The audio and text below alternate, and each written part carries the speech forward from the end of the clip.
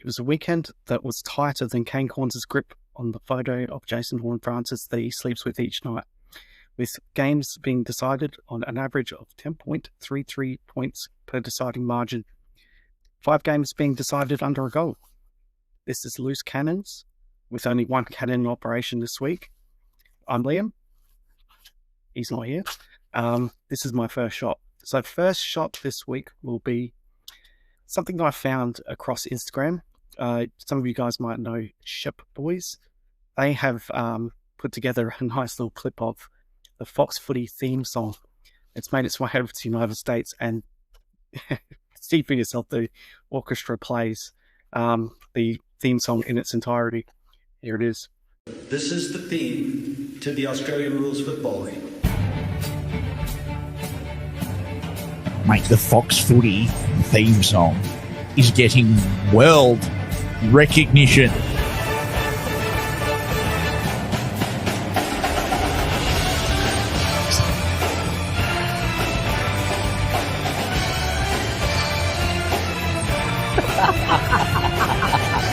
These Americans be like, this is so hype. Mate, it's good. It's getting world recognition. It's the best tune. The NRL doesn't have that. Something different this week. No co-host. 1 loose cannon. 2 loose cannon. I got the people off the streets to get me some questions so that we can have some interaction. Not just this week, but moving forward, if you've got a question, write in the comments. Happy to answer it. So the first question was there a stupider call than John Ralph on the midweek tackle, stating that the West Coast are asking for AFL help, not in priority picks, but some sort of assistance package? Yeah, there was a stupider call, and that stupider call was hiring Don Pike as a CEO. Don Pike ruined the Crows. Don Pike does not know how to nurture young talent, and it's reflected with the way they handled trade week last year, the players they're bringing in, the development. Harlan Reid, for example, coming back the way he did.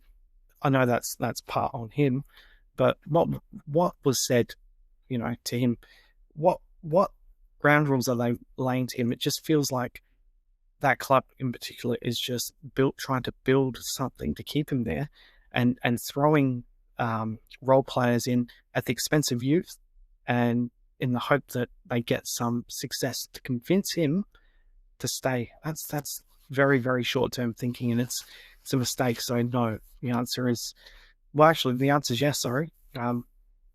Hiring Don Pike was a stupider call than West Coast asking for assistance package. Whether the AFL should give assistance package to West Coast, no. To hell with West Coast. Richest club in the AFL. Sort your shit out first. Get rid of Don Pike and spend some money. Go over the soft cap. Pay your tax.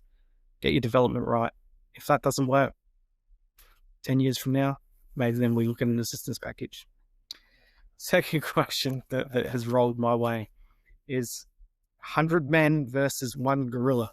Who wins? I'll tell you something. Forget about 100 men versus 1 gorilla. What about 100 Port players versus Thilthorpe? Who wins? Riley Thilthorpe. What a first half from him.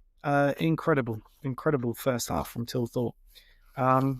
Absolute dominance that we haven't seen for some time from a key forward. And most of it was done with a player on his hip in Aaliyah, who has had good success against the Crows, particularly when Port win. But the amount of contested marks that Thilthorpe took on him, highly impressive. I think it was 5 first half contested marks on Aaliyah, and really held Aaliyah out of it and held him accountable. And look, he could have blew the game open a lot sooner if he kicked straight in that first quarter. Sensational first half. Brilliant. So 100 men versus 1 gorilla, who cares? 100 men, 100 Port players versus Thilthorpe. That's where it's at. And I can tell you, 100 Port players versus Thilthorpe, you winner, 100 times out of 100, Riley Thilthorpe. Okay, second question. Did Port's midfield beat up on the Crows? Yeah, they did. It was a bigger beatdown since your mum tried Zumba for the first time and uppercutted herself into the ceiling fan. It was a beatdown. 56 clearances to 29. Too nimble on their feet. Or again, talked about this against Rio, that Brayshaw, super nimble. Some similarities in how Brayshaw and Butters go about things. They're both very quick on their feet, in and out. And we applied tremendous pressure. We had Peatling assigned to Zach Butters, and it wasn't a tag, but it was just about paying particular attention around Butters in stoppage, but also that first breakaway play out of stoppage, because that's where he's most damaging and gets most of his score involvement. Butters is that second possession after the clearance, and Peatling did a great job. He was number one for pressure points. His, according to Champion Data, 40 pressure points for Peatling. That made him the highest rated pressure player on the ground. I think he had something like 12 tackles for the game, and won plenty of ball himself, 25 disposals. He was probably the lone midfielder who could really say that they had a good game for the Crows. Rest of the Crows midfield, non-existent. Saligo, Dawson, great job by Bergman shutting Dawson down. Didn't surprise me. Bergman can run all day. And look, I'm pretty sure that Bergman was a midfielder in his draft years or his junior football. He had the smarts to keep Dawson at bay and could run all day. We didn't use Dawson out of the stoppage enough. We kept Dawson in at the stoppage, hoping that at some stage we'd blow Bergman out of the water. It just didn't happen. I would have liked to have seen, and I know why they didn't make that move happen, because Bergman's a natural defender by trade in the AFL. So we've could throw Dawson up forward, but we're giving Port what they want, and that's Dawson now in midfield. But for me, I suppose they probably thought as well, this is Crows coaching staff. We had enough winners up forward that we probably didn't need Dawson up there.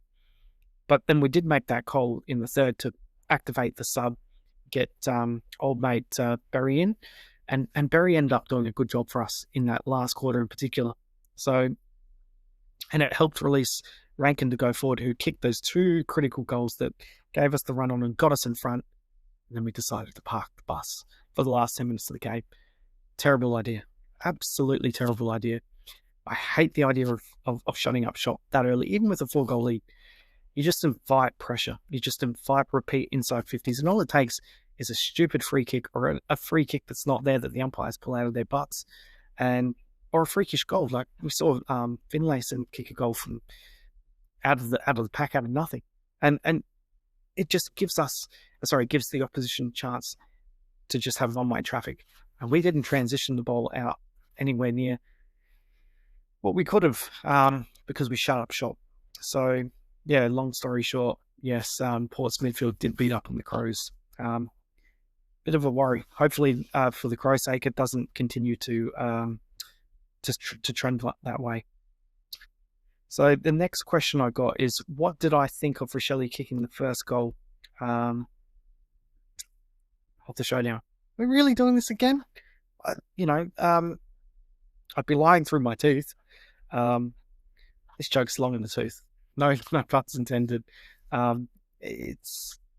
thought the Port supporters handled it pretty well. They didn't boo Rochelle. They certainly booed Walker. Walker's public enemy number one when it comes to Port at the moment. But I thought the Port supporters showed Rochelle a lot of respect, and maybe they could see the way Rochelle handled it post Showdown last year, and he went away.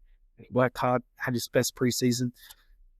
His celebrations, yeah, he celebrates, but it's toned down. So maybe they can see that and respect that, and kudos to them for not holding a grudge into this Showdown and booing him. Maybe when Taylor Walker retires, Rochelle does end up becoming the person that they turn on again. Who knows? But obviously they've only got room for one pantomime villain, and that's Taylor Walker. So yeah, we'll leave that one there. That question was a bit of a kick in the teeth, wasn't it? Next question. Oh God, here we go again. Is Kane Corns worth 800,000 over 7 for Channel 7? Not going to touch on this again. All I'll say is, to answer the question, no. He is not. Are West Coast on the right path? And if they are on the right path, how far away are they? I sort of touched on it in the first question. They're West Coast are that far off the track that Dora the Explorer wouldn't be able to locate them. They are dreadfully placed. Their list is like a dog's breakfast. I don't see them winning another game this year. If well, I just can't. They had a very, very good chance on the weekend. Shout out to Brown running Gross down, saved the game for Richmond. It was an absolute brilliant tackle. I might just, actually, was it there? I will show you the footage. The footage, and you can see for yourselves if you haven't seen that match-saving tackle. Brilliant tackle of the year. Here we go. The young man Gross is caught. What a tackle, Tom Brown! The game-saving tackle. Up you get, young Gross. That's the tackle of the year. Wonderful tackle, wasn't it?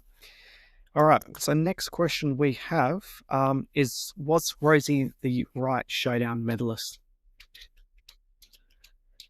Loaded question. Look, there wasn't a lot of good players for the Crows.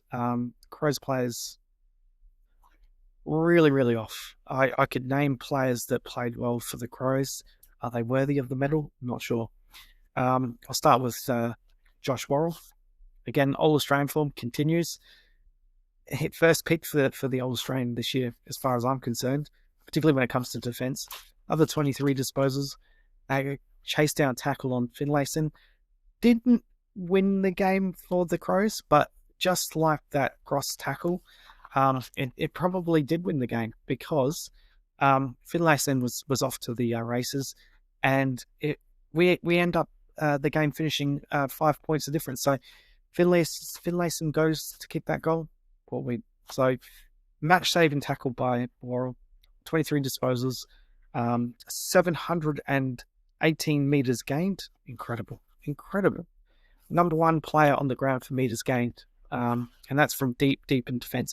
And he wasn't coming up to the stoppage like Rosie and finding his way through traffic. That was all defence. He had 90% of his time spent in the back half. He had a couple of inside 50s floating down, but he hardly spent any time out of the back 50. And was an absolute pillar of a defence that conceded 65 inside 50s and only conceded 80-odd points. So you could say he was probably the Crows' leading contender with Thilthorpe. Thilthorpe was the other one. The other obvious one kept the Crows in the game. Already touched on what he did. Probably only had 4 disposals after half-time. I went back over and watched it and tried to work out why. Usage, the way the Crows kicked the ball forward, I think there was a couple where he has selflessly led his opponent out and it gave other boys in the forward line an opportunity. And that's one thing about the Crow system that's worked this year. They all have turns. They all seem to just have their moment in the light where they're happy to sacrifice themselves for the sake of a teammate. That is teamwork. That is a winning mentality. That will get the Crows very far. The fact that they're able to share. So it's not just a forward line chock full of talent. It's a forward line that's willing to sacrifice one another. You can't beat that. You cannot beat that. It makes it unpredictable. So they were terrific again, but it just highlights why Thilthorpe probably didn't have as big a second half. Look, Port did work on Lear and his placement and what was around to help nullify. But I still think we neglected to use Thilthorpe as much as what we did in the first half. Other contenders, look, Butters for Port could have also been another contender. Maybe the fact that he used a lot of handball, and again, I think that was down to the peatling pressure, was a reason why he probably wasn't as impactful in terms of what he could have done. If he delivered by foot a lot more, then he would have been a lot more damaging. yeah, O'Brien was the other one that had another good game. Could have not Showdown contention medal winning contender, but just want to highlight he had a terrific game. Port have real trouble containing ruckman now. Jordan Sweet gave up massive disposals to English. Tristan Zeri. It's been a trend right throughout the year. I'm not sure what they can do to correct that. It's just because Vincentini's come in and that was probably O'Brien's biggest output in terms of his disposals for the year. Yeah, they've got problems, I really don't know. And I'll be honest, I don't really care how they get that fixed, but it's a problem they're aware of, and they've tried to address it by bringing someone different in, and it hasn't worked. Can Ivan Soldo come in and be accountable? I don't know. But again, for Riley O'Brien who's been in dreadful form up until last week, end up with big time disposals for him, and in the last section of the game, took a couple of clutch marks down back. Yeah, they've got problems. Not really. Again, I'm just highlighting players that played well now. So it goes to show that there wasn't a great short list of players for that medal. Marking, not Showdown medal winning contender, but again, his influence, number one for intercept possessions, had 12 intercepts in the game, including 5 via mark, I believe. So that last mark he took, relieving mark, going back into the flight, that's brave. And his post-match press conference was just as good on Fox. If you have COVID, go back and watch it. Absolute brilliant interview.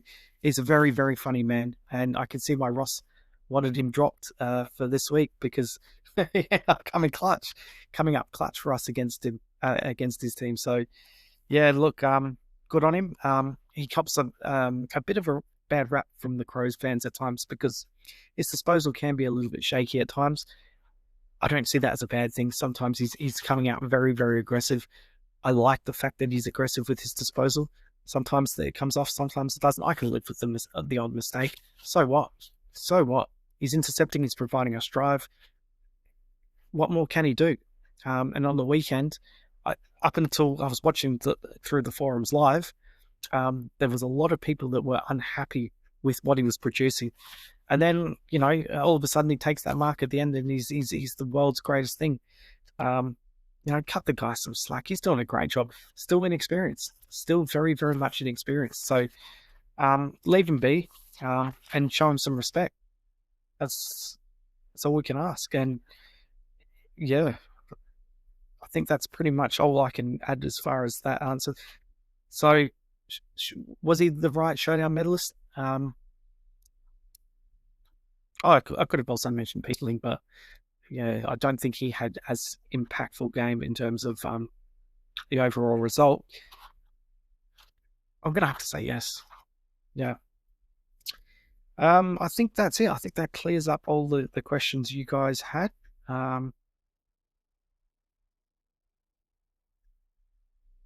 Yeah. Thank you for your contributions this week. You've helped me through. I have no co-host, so listening to me ramble, who wants to hear that? So thank you for sending those in, and thank you for being part of the show. So we'll continue on to my last shots, and Ross has sent a last shot via pigeon mail, and that last shot is kind of funny because I've already touched on West Coast. He's got the West Coast touch as a certainty, as a lock. He says, put your house on it. Please don't. Gamble responsibly. West Coast to beat the Saints. I don't see that happening. I don't see West Coast winning another game this season. So football's a funny game. I won't put a cross through it just yet, but I'll put half a cross through that one. My last shot, and maybe it's a bit of reverse psychology here, but this weekend is going to be SA not so great. I don't see either side getting over the line. Starts Thursday night, Port and Geelong. Tough task. Geelong Smarting lost their 5th consecutive game against GWS at home. Remarkable. GWS go down to the Cattery and end up winning there every single time. And they allowed Hulk Hogan off the chain. No one's getting any freedom this week. It's going to be a switched on Geelong side who's already been to Adelaide this season, already had that success. They will win again. I'm a little less confident about Collingwood beating Adelaide, only because, like I said, we seem to match up pretty well against Collingwood. And at the end of the day, we do a little bit of luck against them. But maybe I'm just trying some reverse psychology, reverse football karma here. We were dreadful in those last 10 minutes of that game. There was a lot of learnings to take out of the showdown. Maybe I'm trying a little bit of reverse Malachi here, but Crows won't beat Collingwood, but they will. So we'll call that my final shot. No South Australian sides winning this weekend. Sorry, guys. Why do 90% of bald men still own a comb? They just can't part with it.